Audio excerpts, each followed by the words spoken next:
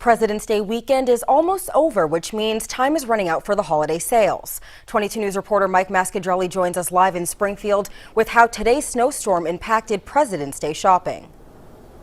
Local residents didn't let a few inches of snow this morning stop them from shopping for furniture and other big-ticket items.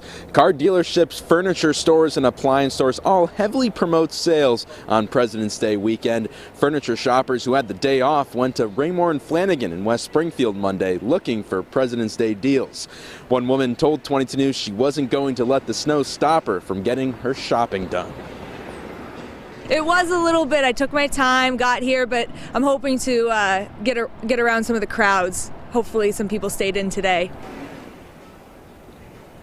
Raymore and Flanagan store manager Chris Roy told 22 News they sell more furniture on President's Day weekend and Columbus Day weekend.